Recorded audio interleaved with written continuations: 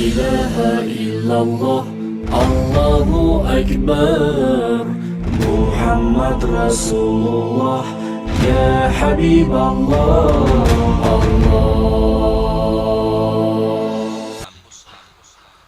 دوستان محترم، امام حسن علیہ السلام کا ایک بڑا عاشق انسان، ذات کا موچی، اور کام کیا ہے؟ جوتے سلائی کرتا ہے، جوتے گانٹتا ہے، دمشق میں رہتا ہے اور ہجرت کر کے وہ بصرہ میں آیا۔ روایت میں آتا ہے کہ امام حسن علیہ السلام کچھ تدریسی معاملات کے لیے بصرہ میں گئے۔ ہر طرف اعلان ہو رہے ہیں کہ امام حسن علیہ السلام آ رہے ہیں، امام حسن بادشاہ علیہ السلام تشریف لا رہے ہیں، ہر طرف اعلان ہے۔ اب جو وہ موچی تھا اسے بھی پتا چلا کہ بادشاہ حسن علیہ السلام آ رہے ہیں، بڑا پریشان، خوش ہونے کے بجائے پریشان ہو گیا۔ بیوی نے پوچھا، کیا اللہ کے بندے تو ان سے اتنا پیار کرتا ہے اور وہ بصرہ میں آ رہے ہیں اور تو پریشان ہے؟ کہا بس کچھ نہ پوچھ۔ کہا بتا دو نا وجہ کیا ہے؟ کہا کاش میرے پاس بھی کچھ سرمایہ ہوتا اور میں بھی امام حسن کی بارگاہ میں ہدیہ پیش کرتا۔ بس یہ پریشانی کہ میرے امام نے آنا ہے اور میرے ہاتھ میں کچھ نہیں ہے۔ لوگ امام کی بارگاہ میں بڑے بڑے خزانے لے کے حاضر ہوں گے، بڑے بڑے ہدیے لے کے حاضر ہوں گے، اور میرے پاس کچھ بھی نہیں کہ میں امام کی بارگاہ میں جا سکوں۔ بیوی تھی عاشقہ اور معرفت رکھنے والی عورت تھی۔ کہا اللہ کے بندے وہ بارگاہ کیسی بارگاہ ہے؟ امامت کی بارگاہ ہے، کوئی دنیا دار بادشاہ نہیں ہے، ولایت کا بادشاہ ہے، امامت کا بادشاہ ہے، اور تو پریشان ہے۔ کہا پریشان پھر کیوں نہ ہوں، کچھ ہے ہی نہیں۔ کہا چھوڑ کچھ بھی نہیں، جو بھی لے کے جائے گا امام قبول فرمائیں گے۔ کہا پھر لے کے کیا جاؤں؟ کہا تیرے پاس چمڑا ہے نا؟ کہا میرے پاس چمڑا بھی نہیں ہے۔ کہا اچھا یہ بھی چھوڑ، لکڑ کی کھڑائیں تیار، کھڑا وہ جو پاؤں میں لکڑی کی جوتی ہیں، کھڑائیں اسے کہتے، وہ تیار کر۔ کہا جانے دے اللہ کی بندی، اتنا عظیم امام اور میں لکڑ کی کھڑائیں لے کے جاؤں؟ وہاں پر لوگ پتہ نہیں کیا کیا لے کے آئیں گے۔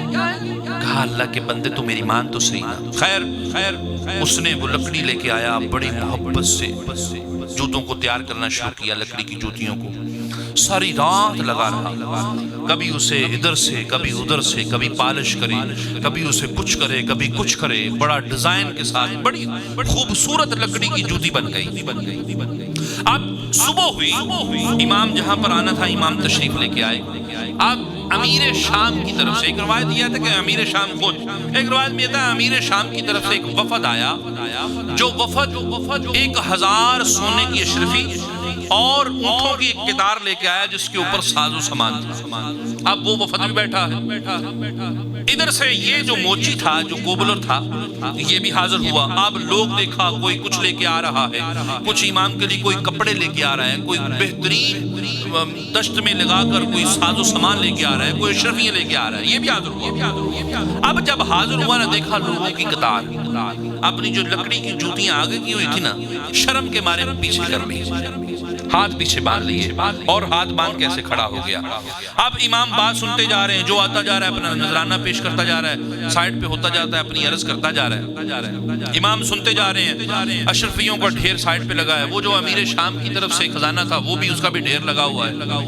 اب امام نے جب باتیں لوگوں سے کی، دیکھا وہ میرا عاشق کھڑا ہے، نظر امام پڑی، مقدر کا ستارہ جاگا۔ اب امام نے فرمایا فلاں بن فلاں تو کہاں کیا کر رہا ہے؟ آگے نہیں آ رہا، جو جوتی اتنی محبت سے بنائی ہمیں پیش کیوں نہیں کرتا؟ جو جوتی ساری رات بناتا رہا ہے اب پیش کیوں نہیں کرتا؟ آنکھوں میں آنسو آئے، جلدی جلدی آگے ہوا، وہ جو جوتی تھی لکڑی کی کپڑے سے پھر صاف کی، امام کے قدموں میں دی۔